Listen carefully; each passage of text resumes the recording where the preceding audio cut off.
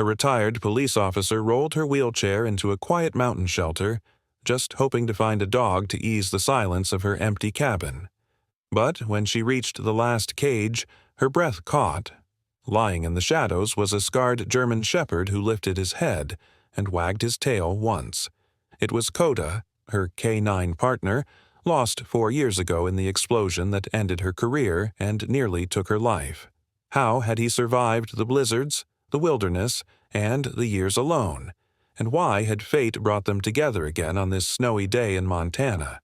What happened next will make you cry and believe in second chances again. Before we start, tell me, where are you watching from? Drop your country in the comments. I want to see how far this story travels. The snow had fallen through the night in Elkridge, Montana, blanketing the small mountain town in a quiet, silver stillness. The air was sharp enough to sting the lungs, and the sky hung low, gray, swollen with another promise of snow. Pines lined the edges of the frozen highway like sentinels, their branches bending under the weight of ice. In the distance, the old Elkridge Animal Shelter crouched at the end of a dirt road, its brick walls faded by years of winters too long and too cruel. The only sound that morning was the slow rhythm of wheels crunching over snow. Grace Donnelly guided her wheelchair up the sloping path toward the shelter's entrance. At 38, she carried herself with a quiet strength that could not be mistaken for ease. Her once athletic frame had thinned over the years, the muscles in her arms strong but lean from effort rather than vanity. Her hair, dark brown streaked with gray, was tied back loosely beneath a wool beanie, and her coat, though clean, bore the faint marks of long wear. Her face was neither hard nor gentle. It was the kind that had learned to survive disappointment without surrendering entirely to it. Her gray-green eyes, though calm, carried that distant weight familiar to soldiers and officers who had seen too much and lost more than they spoke of. 4 years ago, a warehouse explosion in downtown Billings had taken her ability to walk and the life she had once known. Her partner, a German shepherd named Coda, had vanished in that same inferno. They'd searched for days, even weeks. But the flames had swallowed everything, leaving behind only blackened walls and the echo of his name in her dreams. She had lived alone ever since, in a small cabin outside town, surrounded by silence thick enough to hear her own regrets. Her therapist had insisted she try companionship again. But Grace wasn't looking for comfort. She was looking for a reason to breathe a little deeper when morning came. As she reached the shelter door, the wind carried a faint smell of hay and bleach, the scent of waiting animals and the people who refused to give up on them. The door swung open before she could reach for it. "Morning there, Grace," said a woman with a warm, steady voice. "You came through the storm, after all." Linda Harper stood framed in the doorway, a woman in her mid-50s with a soft but weathered look. Her auburn hair, streaked with white, was tied up in a loose bun. Her eyes, hazel and deep with patience, had that quality of people who had spent their lives tending to the forgotten. She wore a faded green parka and rubber boots, her hands tucked into thick mittens that smelled faintly of coffee and dog shampoo. Grace gave a small nod, brushing snow from her coat sleeve. "Didn't want to put it off another day." Linda smiled, a kind of smile that felt like a hand on the shoulder. "Good. Come on in. Let's get you warm before we meet the crew." Inside, the shelter hummed softly with life. The smell of wet fur mixed with disinfectant. A row of kennels stretched down a narrow corridor, each holding a story. Some restless, some shy, some silent. Dogs barked and whined, claws clicking against metal and concrete. Linda wheeled beside her, speaking with that calm tone only those who had made peace with chaos could manage. "We've got a few new rescues from the county line. Some still shy, some rowdy. But I think you might find one who'll suit you." Grace's voice came low. "I'm not looking for a replacement." Linda nodded knowingly. "Didn't figure you were. Sometimes it's not about filling a hole, just finding something that fits in the empty space." They moved slowly down the aisle. A beagle barked incessantly from one cage, wagging its tail so hard its body shook. A golden retriever pressed its nose against the bars, hopeful and hungry for attention. Grace offered a faint smile, but rolled past. Halfway down, her eyes caught movement. A small black cat perched atop a kennel, tail swaying like a pendulum. "That's Shadow," Linda said. "Thinks she runs the place." Grace smiled briefly. "Looks like she does." They continued. The shelter's hum softened as they reached the far end of the corridor where the lights flickered weakly. The air grew colder here. Linda stopped beside the last cage. "This one's different," she said quietly. Grace looked up. In the farthest corner of the kennel, a German shepherd lay curled tightly against the wall. His fur was rough, a mix of black and tan, dulled by neglect. Scars mapped across his shoulder, and one ear had a deep notch missing. He didn't bark. He didn't even lift his head until the sound of her wheels echoed closer. Linda's voice softened. "He came in about 3 months ago. Found limping along the highway near the ridge. Wouldn't let anyone near him for weeks. Eats little. Doesn't react much. Honestly, we weren't sure he'd make it through the winter."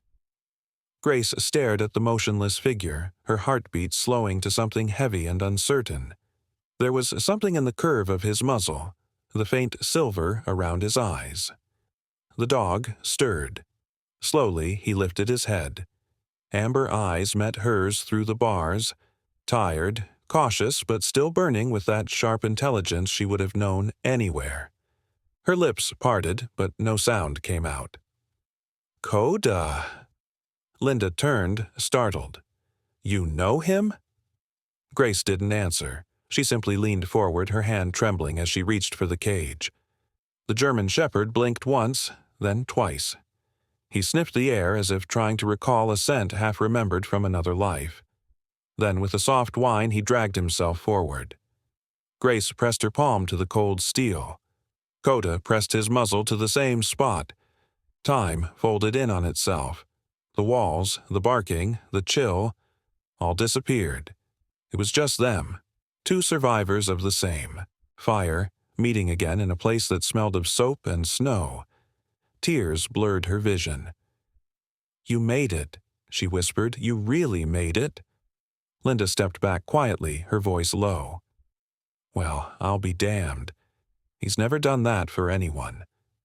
Grace's voice broke. "He used to be my partner." Coda gave a faint sound, half bark, half whimper, tail thumping once against the concrete, weak but alive. Linda wiped her eyes with the back of her glove. "Seems like he just found home again."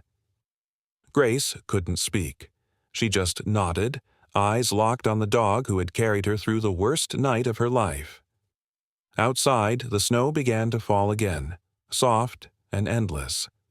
Somewhere beyond the shelter walls, life in Elkridge carried on. Snowplows rumbling, children laughing in schoolyards. And across the frozen meadow that bordered the shelter, in a small yellow house by the woods, a boy named Ethan Moore pressed his nose to the frosted window. Ethan was 11, small for his age but wiry, with a mop of chestnut hair that refused to stay flat. His hazel eyes were bright and restless, the kind of eyes that looked for stories in every snowfall. Since his father's accident 2 winters ago, he'd spent most of his time alone. His mother worked long shifts at the clinic, and when the house grew too quiet, Ethan would step outside, cup his hands to his mouth, and call into the wind. "Dad, can you hear me?" Of course, no one ever answered. But today, as he looked toward the shelter in the distance, he saw a woman in a wheelchair moving through the drifting snow, a dark shape walking beside her. Something about the way she moved, the care in her posture, the dog at her side, caught his curiosity.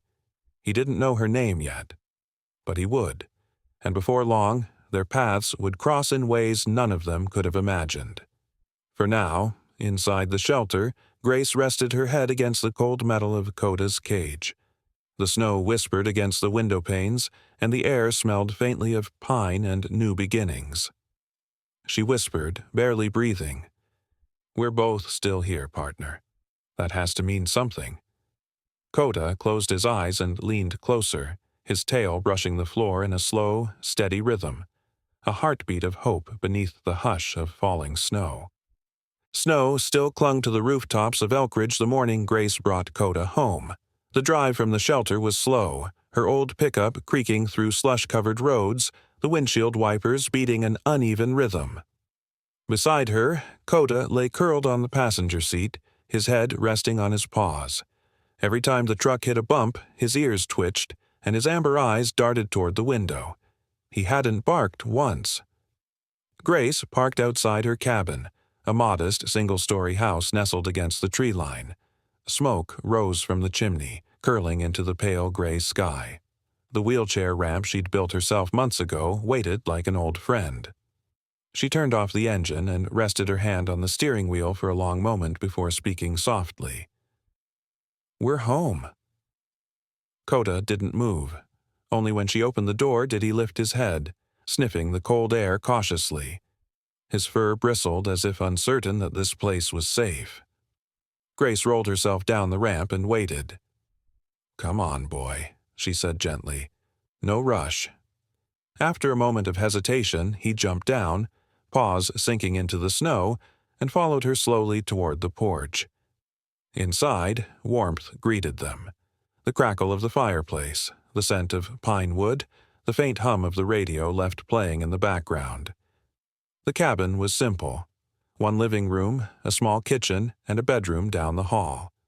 The furniture bore the weight of years, but everything was clean, precise, just like the woman who lived there. Grace took off her gloves, flexing her scarred hands, and looked at Coda.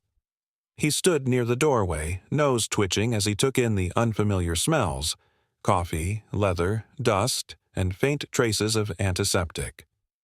When a distant siren echoed faintly from town, he stiffened, tail dropping, his entire body trembling. Grace noticed immediately. She wheeled closer, her voice soft. "Hey, easy. It's just a sound." But Coda whimpered, lowering his head, breathing fast. She remembered that sound. The night of the explosion. The sirens that came too late, the flames that painted the sky, and the weight of rubble pressing against her chest while she called his name into the dark. The sound had lived in her dreams ever since. Now she was watching that same fear mirrored in the eyes of the one who had saved her. Grace reached for a small whistle hanging by the fireplace, a dull silver piece with scratches along its edges. It had survived the fire, though barely. "You remember this, don't you?" she murmured, holding it up. Coda's ears perked. She gave a short, low blow. The sound cut through the air, sharp but familiar. Coda froze, then, like a switch flipping, sat down perfectly straight, tail against the floor, eyes alert. Grace smiled for the first time in days. "Good boy," she whispered. She blew again, twice this time. "Heel." Without hesitation, Coda walked forward, stopping by her right wheel, exactly where he used to be during patrols. The emotion hit her so suddenly that her breath caught. "You still remember," she said. Her voice cracked as she reached down to brush her fingers through his fur. "After everything." That evening she cooked for both of them. Coda ate slowly, carefully, as though every bite required trust. When he finished, he lay near the fireplace, his head resting close to her chair. Grace watched him, thinking how much quieter the house felt, yet less empty. The days passed with a rhythm that neither of them had known they needed. Grace spent her mornings helping at the town library a few hours a week, where she cataloged books from her chair while pretending not to notice the stares of sympathy. The rest of her time was spent with Coda, training, rebuilding what had once been second nature. She started simple. Sit. Stay. Come. His responses were tentative at first, but each success lit something in both of them. Sometimes she caught herself talking aloud to him, recounting memories from their service days. The long stakeouts, the drug bust in Missoula, the night they'd chased a suspect across frozen tracks. "You always ran ahead of me," she said one afternoon, chuckling softly. "Guess you still do." Coda wagged his tail once as if in agreement.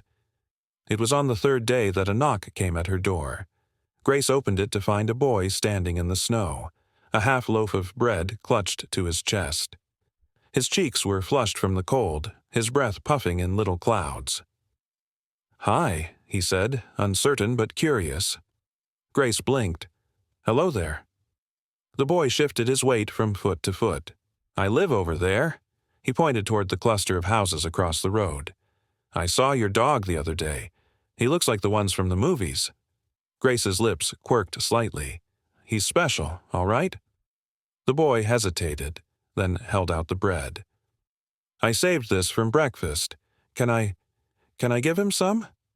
She hesitated, but when she glanced back at Coda, now sitting quietly near the hearth watching them, she saw no sign of tension, only curiosity. "Sure," she said finally, "but slowly. He's still getting used to people." The boy stepped inside, his boots leaving small puddles on the floor. Coda approached, sniffing the air cautiously. The boy knelt, extending his hand with the bread. "It's okay," he whispered. Coda lowered his head, sniffed, then gently took the piece from his palm. Grace watched, surprised. The boy grinned. "He's nice. What's your name?" "Ethan," he said proudly. "Ethan Moore?" Grace nodded. "I'm Grace." Ethan looked around the cabin, eyes wide. "You live here alone?" "For now." He didn't ask more, though his expression said he wanted to. Instead, he scratched Coda's ear, earning a small wag of the tail. "Can I visit again?" "We'll see," she said, but her tone had softened. Later that evening, as the sun dipped behind the tree line, a woman came walking up the path. She was tall and slender, bundled in a gray wool coat with her dark brown hair tied back in a loose braid. Her face carried the kind of beauty that life had already tested, a gentle sadness behind her warm brown eyes. "I hope Ethan wasn't bothering you," she said with an apologetic smile. Grace shook her head. "Not at all. He was polite." The woman extended a gloved hand. "Nora Moore. We're neighbors. I work over at St. Helena Clinic." Grace took her hand. "Grace Donnelly." "I remember that name," Nora said softly. "You were an officer in Billings, right? I read about the explosion years ago." Her tone was cautious, sympathetic without pity. "I'm glad you're still with us." Grace's gaze dropped, but her answer was calm. "Some days, me too." Nora glanced down at Coda, who was sitting obediently beside the wheelchair. "He's beautiful. My husband used to train dogs when he was alive." She hesitated on that word, alive, before continuing. "Ethan's been quiet since the accident. You letting him come here? It means more than you know." Grace met her eyes and nodded. "Maybe it helps both of them." Over the next week, Ethan returned daily. Sometimes he brought scraps for Coda, sometimes just stories about school or the birds he'd seen near the river. Grace found herself listening more than speaking. Coda would lie near the boy's feet, calm, eyes half closed. The sound of laughter began to return to the house, faint but real. One afternoon, Grace brought out the silver whistle. "Want to see something?" she asked. Ethan nodded eagerly. She gave 2 short blows. Coda rose instantly and came to her side. "Wow," Ethan breathed. "He understands you." "He used to work with me," Grace said. "We were partners." "Like police." "Exactly." "Can you teach me?" the boy asked, excitement in his voice. Grace thought for a long moment, then smiled faintly. "All right, but you have to be patient." The lesson began simply. Ethan repeating words, gestures, learning to keep his tone firm but kind. Coda obeyed him gently, as though understanding the boy's eagerness. When Ethan finally managed a perfect sit command, he threw his hands up in triumph. Nora arrived just in time to see it, standing quietly at the gate. She didn't interrupt, just watched, her son laughing, Grace smiling faintly, Coda's tail wagging slow and steady. That night, after they left, Grace sat by the fireplace. The whistle lay in her palm, glinting in the firelight. Coda rested beside her, head on her lap. She stroked his fur and whispered, "We both made it out, didn't we? But we're not who we were." Coda's tail thumped once, a sound that filled the cabin like a heartbeat. Grace leaned forward, pressing her forehead gently to his. "We'll find the rest of ourselves," she murmured. "Together." Outside, the snow began to fall again, quiet, endless, and forgiving. The wind came first, harsh, unrelenting, and sharp enough to rattle the windows of Grace's small cabin. Outside, the sky churned with heavy clouds that hid the moon. The scent of pine and frost mixed with the cold bite of December air. Inside, the fire in the hearth had died down to a soft, amber glow. Grace slept in her chair near the flames, wrapped in a wool blanket, her breathing even, the faint sound of Coda's snoring beside her. It was well past midnight when the first flicker of danger reached them. Not through sound, but scent. Coda's ears twitched, his nose lifted, nostrils flaring. A distant smell of burning wood seeped through the draft of the window. He stood, muscles tense, tail low, his amber eyes glowing faintly in the dim light. The next second, a crack echoed across the valley, like the snap of dry timber. Coda moved instantly, pacing, whining, then barking in sharp bursts toward the door. Grace stirred, half asleep, frowning. "Coda, what is it?" she murmured.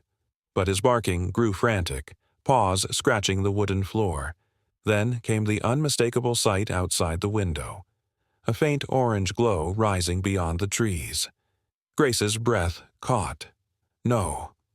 The wind carried the faint scream of fire, a deep, rolling sound. Coda darted toward her, tugging at the blanket, his teeth gripping the edge of her sleeve. All right, she said, her voice trembling as she pushed the wheelchair handles and unlocked the brakes. Her hands shook, not from the cold this time, but from a rush of fear.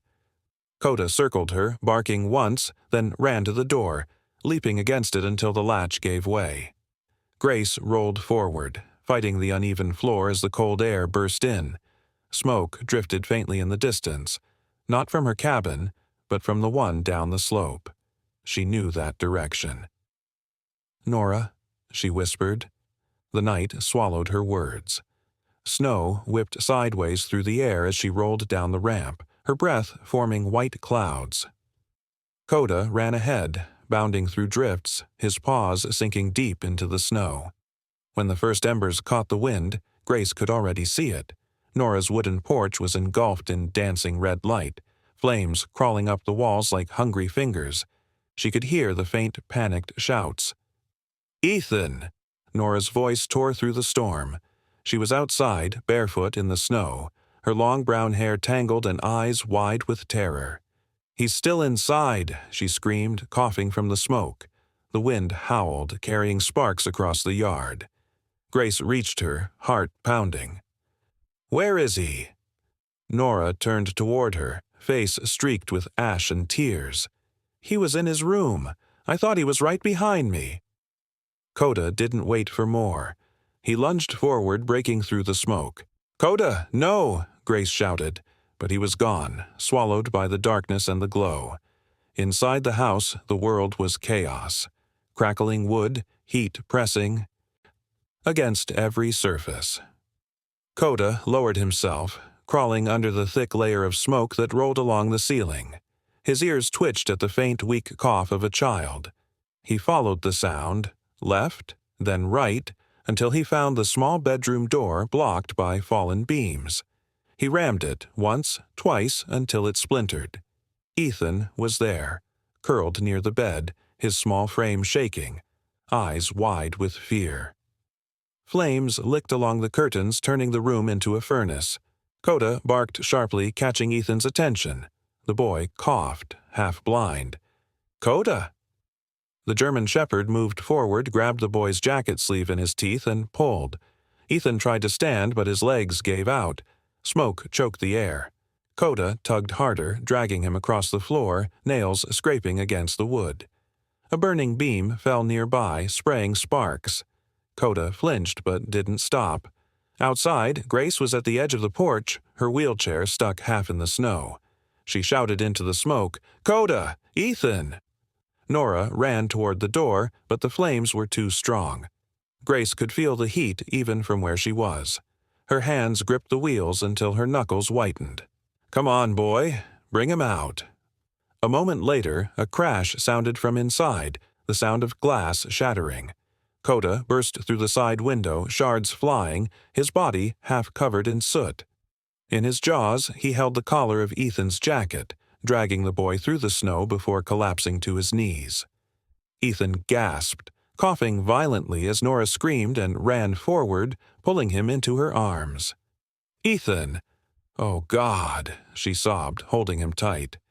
Coda staggered back, one leg trembling. His fur was singed at the shoulder, smoke rising faintly from it. Grace rolled forward, her wheels cutting through the snow, reaching him as he tried to stand. "Coda!" she whispered, tears freezing against her cheeks. He looked up at her, eyes bright but clouded with pain. Nora knelt nearby, still clutching her son. Ethan, weak but conscious, looked up and saw Coda. "He saved me," he croaked between coughs. "He came back for me." Grace pressed her gloved hands around Coda's head, lowering herself as close as she could. "Don't you dare leave me again," she said, her voice breaking. "You hear me? Not again." Coda's breathing was ragged. He tried to lift his paw, resting it gently against her arm as if to reassure her. The snow was falling harder now, the flames behind them casting red light that flickered across their faces. The night had turned into a painting. Fire and snow, smoke and sorrow intertwined. Ethan reached out from his mother's arms and touched Coda's back, whispering through tears, "Good boy, good boy." His fingers left streaks of soot on the dog's fur. Nora, coughing, looked at Grace. "He saved my son. He saved him." Grace nodded, unable to speak. She could only cradle Coda's head in her lap, her hands trembling. His fur was warm against her palms, his heartbeat faint but steady. "Stay with me," she whispered, pressing her forehead to his. "Please. I still owe you thanks for saving me again." For a long moment, none of them moved. The sound of the fire grew distant as the storm closed in, snow falling thick and heavy until the red light began to fade. When the firefighters finally arrived, 2 trucks from the Elk Ridge Volunteer Department, they found the small group huddled together near the gate. The woman in the wheelchair, the mother clutching her boy, and the German shepherd lying between them. The fire chief, a stout man in his 50s with a soot-streaked face, paused when he saw the scene. "You folks all right?" Nora nodded weakly, still holding Ethan. "Thanks to him," she said, glancing toward the dog. The man knelt, checking Coda briefly. "Tough old boy. He'll need a vet, but he's got fight in him still." Grace brushed the snow from Coda's back, her eyes glistening. "He always does." As they loaded the hose lines and began dousing the last embers, the first pale light of dawn began to break. Smoke mixed with mist, drifting through the valley like ghosts returning home. Ethan sat beside Coda, one hand resting on the dog's paw. "I was scared," he said quietly. Grace managed a tired smile. He was too. That's what makes courage mean something. The boy looked up, eyes wide. "Will he be okay?" Grace's hand found the whistle in her coat pocket. She held it tightly. "He will," she said softly, though she wasn't sure if she was convincing him or herself. Nora knelt beside them, her face streaked with tears and soot. "You've done enough for all of us tonight," she whispered to Grace. But Grace shook her head. "No, he did." As dawn finally arrived, the fire burned down to glowing embers, the snow falling steady and relentless, burying the ashes. Grace sat with Coda's head resting against her lap, her hand stroking his fur slowly, whispering to him under her breath. His tail moved once, faint but alive.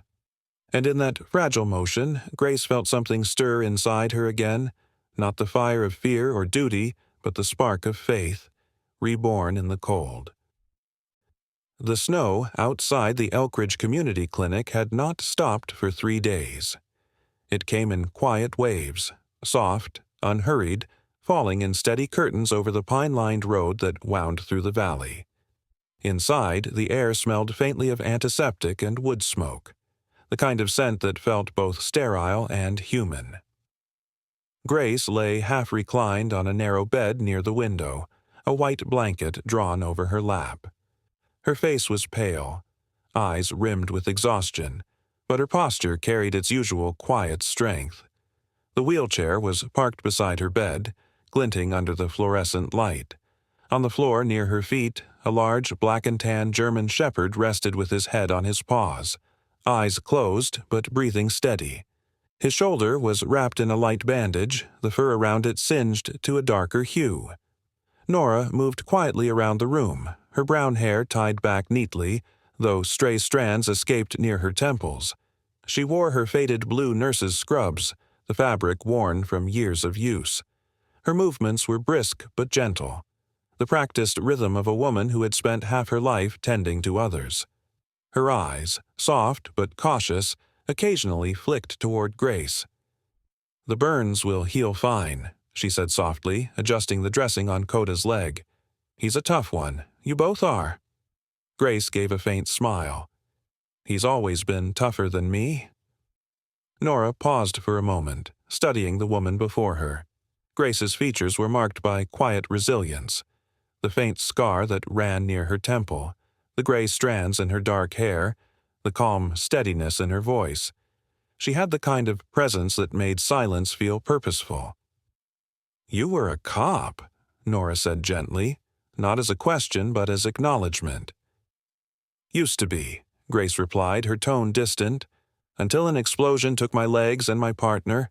I thought both were gone for good." Her hand dropped to Coda's head, fingers brushing the rough fur. "Turns out, I only lost one of those." The silence between them softened. Nora tied off the last bandage and stood. "Sometimes the things we think are gone are just waiting for us to find them again." Her voice caught slightly. Grace didn't press. She could tell from Nora's weary eyes that loss had carved its mark there too. In the days that followed, the clinic became a small universe of its own. Snow, tea, bandages, and quiet conversation. Ethan visited every afternoon, trudging through the snow with his scarf wrapped twice around his neck, carrying scraps of bread or wooden trinkets he carved himself. He had always been a shy child, thin, pale, with restless hands that didn't know where to rest, but now there was light in him again. The first day he entered, he tiptoed to Coda's side. The German shepherd lifted his head, tail thumping faintly against the floor. Ethan grinned, his teeth slightly crooked but bright. "Hey, buddy," he whispered, kneeling beside the dog. "They say, you're a hero." "I knew it."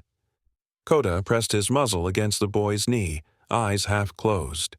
Grace watched from her bed, a smile forming on her lips. Ethan turned toward her, hesitating. "Can I stay a little while?" "Of course," she said. "He likes the company." Every afternoon, Ethan came back, sometimes with stories about school, sometimes with small tokens he made. He showed her one shaped like a badge, carved roughly from pine wood. On it, he had burned a single word: hero. He held it out to Grace shyly. "It's for him," he said.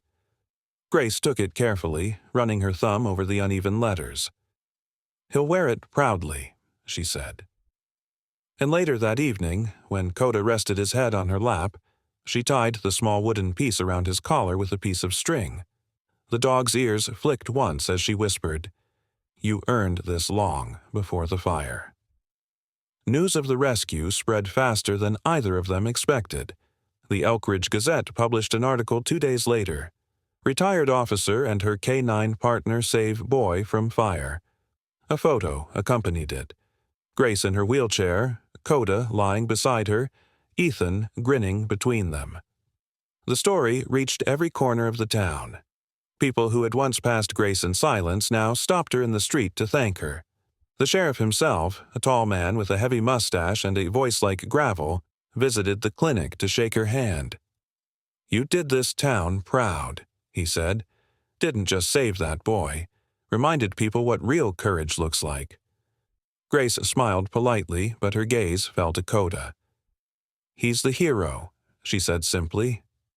In the evenings, when the clinic quieted and the snow piled against the windows, Grace would sit by the bed, running her fingers through Coda's fur as she talked softly. She told him stories from years ago, their first mission together, the long nights on patrol, the way he would nudge her elbow whenever she grew tense. Coda's breathing would slow, his head resting heavier against her lap, as if listening. "Do you remember that warehouse on 5th?" she murmured one night, eyes distant. "You dragged me out before the fire reached us. Everyone said you were just following orders, but I knew. You understood fear and love." She paused, voice cracking. "We both lost something that night, but maybe this time we found it again." The wind howled faintly against the windows. The old clock ticked. Coda's tail gave a slow thump, his eyes flickering open just enough to meet hers. Grace smiled through her tears. A few days later, Nora joined her outside the clinic porch as the sky began to clear. The storm had passed, leaving the world blanketed in shimmering white. Nora handed Grace a cup of coffee, steam rising from it. Her hands were reddened from the cold, her nails short and clean. She looked tired, but her face carried a kind of peacefulness Grace hadn't seen before. "You've given Ethan something I couldn't," Nora said quietly. "Hope." Grace turned her wheelchair slightly, her gaze drifting toward the boy who was throwing snowballs for Coda nearby. The dog, still limping slightly, bounded after them with renewed energy, tail wagging. "He gave it to me first," Grace said softly.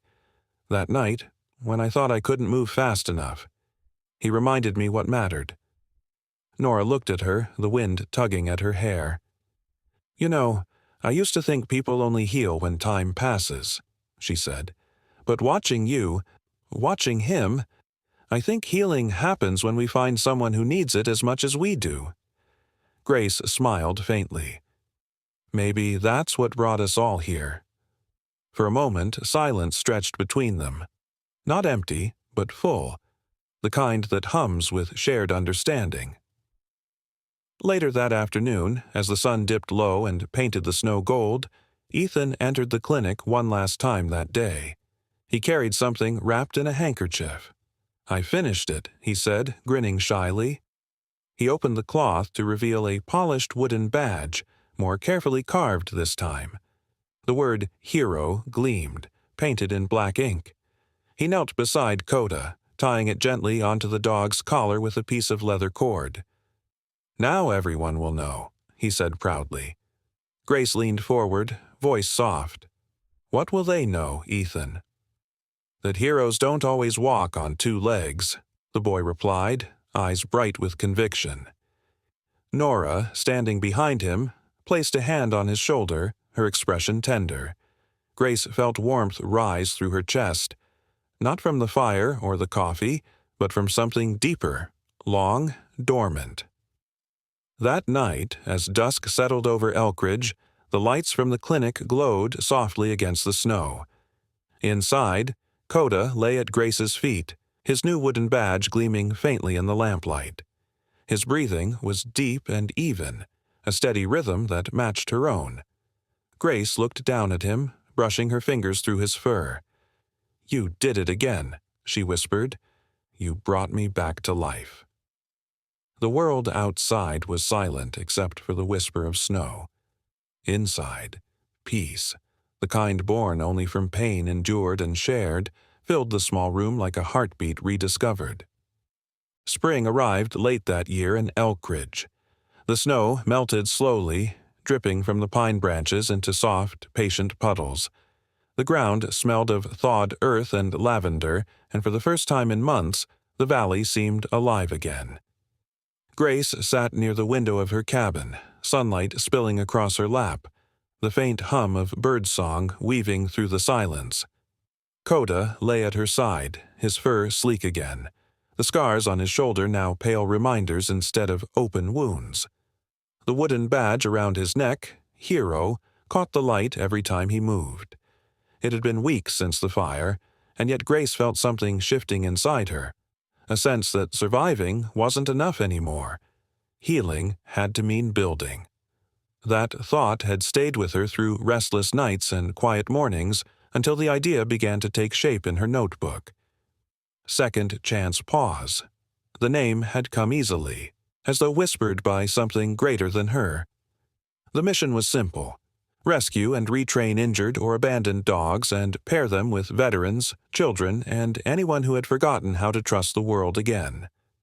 It was, in every way, a reflection of her own story, and Coda's.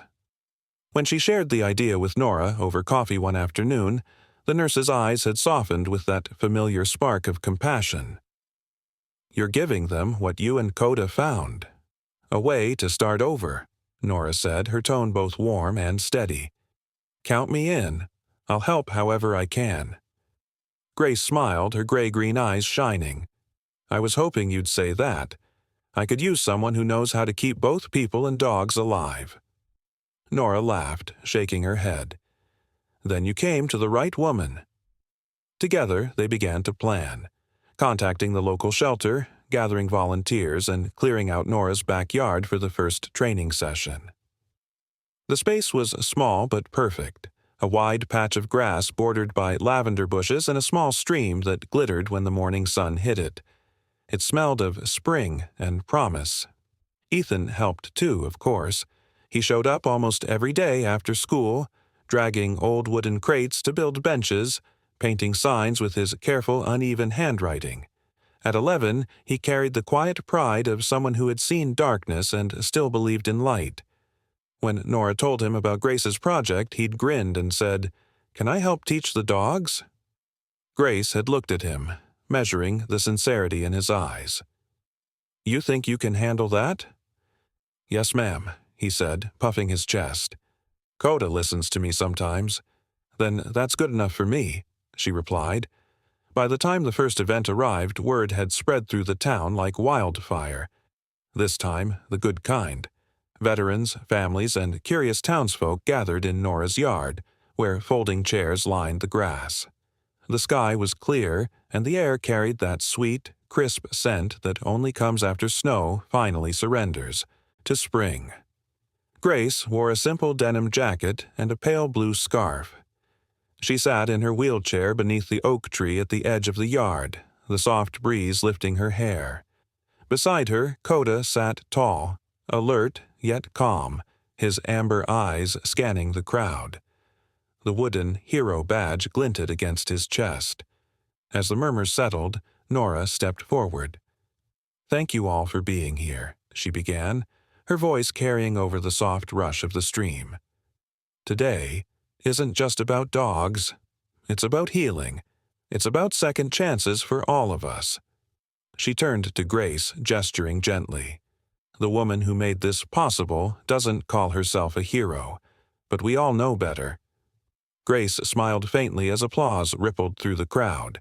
She nodded once, modestly, and motioned for Ethan, who stood nearby clutching a folded sheet of paper.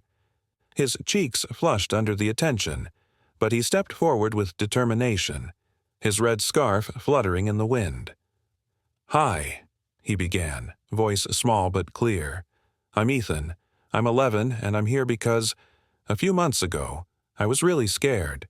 But a dog, and a woman, showed me that heroes don't always wear capes. Sometimes they have scars. Sometimes they walk on 4 legs." Laughter and soft sighs moved through the crowd. Grace looked down at her lap, a tear threatening to escape. Ethan continued, his voice steadying. "They taught me that we don't have to be perfect to be brave. We just need a heart that still knows how to love. That's what Second Chance Pause is about, giving love another try." He glanced at Coda, who sat proudly beside Grace, tail thumping once against the grass. The boy smiled, and the world seemed to hold its breath for a moment. Applause broke out again, long, sincere, full of warmth. Grace reached out, resting her hand on Coda's head. "Good boy," she whispered. "We did it." Later, when the speeches were done and the guests began to mingle, Grace watched as children approached the dogs, some shy, some fearless, offering treats and laughter. Veterans stood nearby, a few with crutches, a few with tears in their eyes. It wasn't just a program, it was a gathering of souls that had been broken and mended, each one recognizing a piece of themselves in the others. One of the veterans, a tall man with salt and pepper hair and a missing arm, knelt beside Coda, scratching his chin. "He's got the eyes of an old soldier," the man said softly. Grace nodded. "He's seen battle, too." The man smiled. "Then he'll fit right in." As the sun began to set, painting the fields in orange and gold, Grace wheeled herself toward the edge of the hill overlooking the valley. The day's laughter and voices faded into the distance. The wind carried the scent of lavender, of earth renewed. Coda followed, limping only slightly now, and settled beside her. His fur rippled in the breeze, his wooden badge gleaming faintly. Together, they watched the sun sink low, its light catching the stream below like a trail of molten gold. "You know," Grace said softly, "I used to think God had forgotten me after that explosion. But maybe he was just waiting for the right time to remind me he hadn't." Coda tilted his head as if listening. "Maybe miracles don't come with thunder or light," she continued, voice barely above a whisper. "Maybe they come quietly, through loyalty, through second chances, through a heart that refuses to give up." The dog pressed his head against her knee, eyes closing peacefully. Grace smiled, the corners of her eyes damp with tears. "We're home now," she said. "You and me, partner." As the final rays of sun spilled across the valley, the world seemed to pause, suspended in that fragile balance between ending and beginning. Grace felt warmth settle in her chest, not from the light, but from something deeper. Faith reborn, purpose rediscovered. And so, beneath the golden sky, with Coda at her side and laughter echoing faintly from below, Grace Donnelly finally let herself believe that redemption was never lost, only waiting to be found. If this story touched your heart, share it. Leave a comment about what miracle has shaped your life, and subscribe to hear more stories of love, redemption, and second chances. Because every story you share helps another soul find its way home.